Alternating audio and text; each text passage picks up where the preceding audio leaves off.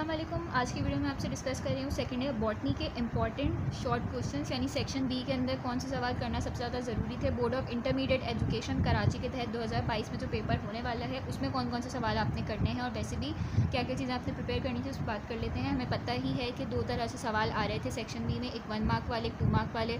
1 mark में जो आपको 1 लाइन या 2 लाइन में डेफिनेशंस वगैरह बतानी होती थी, या अगर किसी की टाइप्स पूछें तो आपने टाइप्स बता दी। कोई शॉर्ट रीज़न है, किसी का कोई नाम है और उसका क्यों है वो नाम, तो उसका रीज़न बन के आ सकता है। कोई छोटी सी कोई टर्म हो गई, उसकी डेफिनेशन कोई छोटा सा टॉपिक बुक में दिया हुआ है, कौन से चैप्टर से वो मैंने यहाँ पे लिख दिए हैं।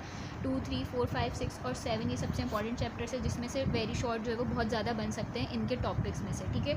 उसके बाद जो है कोई डायग्राम पूछ सकते हैं, इसमें भी पूछ सकते हैं और शॉर्ट क्वेश्चन में भी पूछ सकते हैं। चार्ट्स वगैरह हो गए जिसमें से 2 से 3 पॉइंट्स आपसे जो है निकल के आ सकते हैं किसी भी तरह से, जो है वो भी मैंने यहाँ पे इंपॉर्टेंट वाले मेंशन कर दिए कि उसमें से कोई भी डिफरेंस का चार्ट है या कोई प्रॉपर्टीज़ का चार्ट है तो उसमें से कोई 2-3 पॉइंट वेरी शॉर्ट में पूछ सकते हैं। डेफिनेशन लिखिए तो वो पूछ सकते हैं, इस तरह से, ठीक है। कैरेक्टरिस्टिक हो गई, प्रॉपर्टीज़ हो गई, इंपॉर्टेंट टॉपिक्स की कौन से चैप्टर से टॉपिक्स है, इन तमाम तर चैप्टर से जो आपके टॉपिक्स होते हैं उनकी बात हो रही है, ठीक है। कोई स्पेसिफिक सवाल बताना मुश्किल है, बेहतर है कि आप अच्छे से इसकी तैयारी कर लें। वैसे इतना मुश्किल नहीं आएगा, जो आपने लॉन्ग और शॉर्ट प्रिपेयर किए हैं उसी में से निकल जाते हैं, वेरी शॉर्ट भी मुश्किल नहीं होता है। इसके अलावा यहाँ पे मैंने डायग्राम्स मेंशन की हुई हैं, फिगर नंबर लिख दिया है 2.3, जैसे चैप्टर 2 के अंदर 2.3 है, 2.4 है, इस तरह से आप देख लेंगे।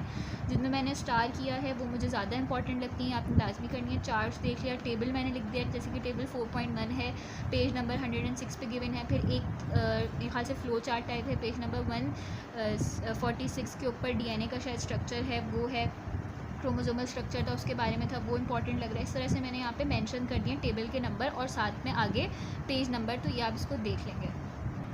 उसके बाद शॉर्ट क्वेश्चंस में आपके पास क्या क्या आते हैं, मेजरली आपके पास नोट्स लिखने को आते हैं, आपके पास डिफरेंसेस आते हैं और इधर आ जाते हैं आपके पास डिफ़ाइन करने के लिए या फिर एक्सप्लेन या डिस्क्राइब करने के लिए बहुत सारी चीज़ें आ जाती हैं, ठीक है। तो यहाँ पे मैंने पूरी एक लिस्ट बना ली है, इसमें से जो मुझे मोस्ट इंपॉर्टेंट लगते हैं वो मैं मार्क करवा देती हूँ, बाकी ये सारे ही जो है वो आप इनको इंपॉर्टेंट कंसिडर करेंगे, ठीक है।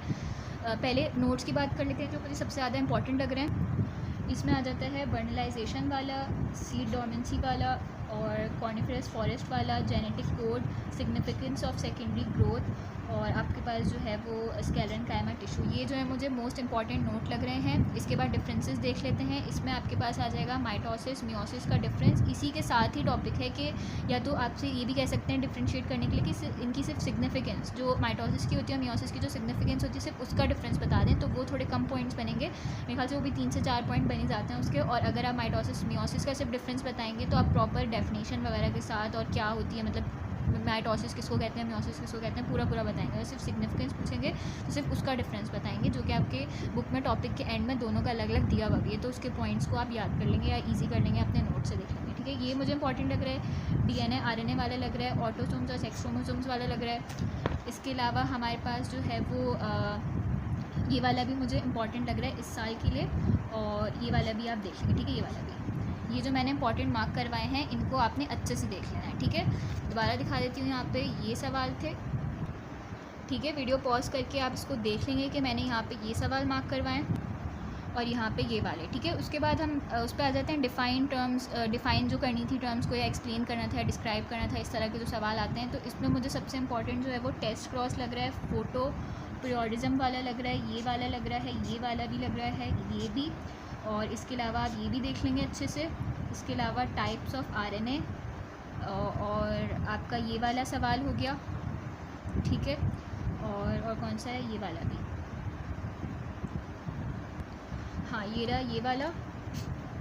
और आपके पास आ जाता है ये जो क्रॉसेस हैं, ड्रोसोफिला के जो दोनों क्रॉसेस हैं, रेड आई वाइट आई मेल फीमेल वाला, वो भी अच्छे से देख लेंगे, ठीक है। मैं दिखा देती हूँ आपको, पॉज करके देख लें।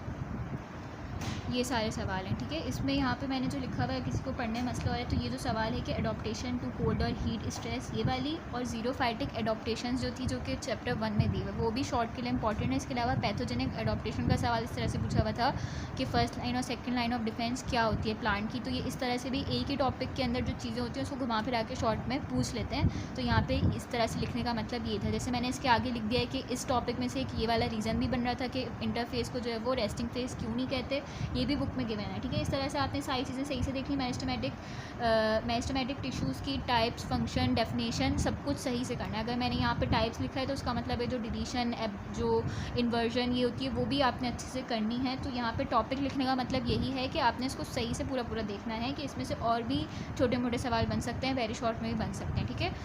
आई होप ये आप सबके लिए हेल्पफुल रहेगी और मुझे उम्मीद है कि ये पेपर में आ जाए। बाकी पेपर के लिए ऑल द बेस्ट। कुछ समझ ना आया हो तो कमेंट करके पूछ सकते हैं। Thank you.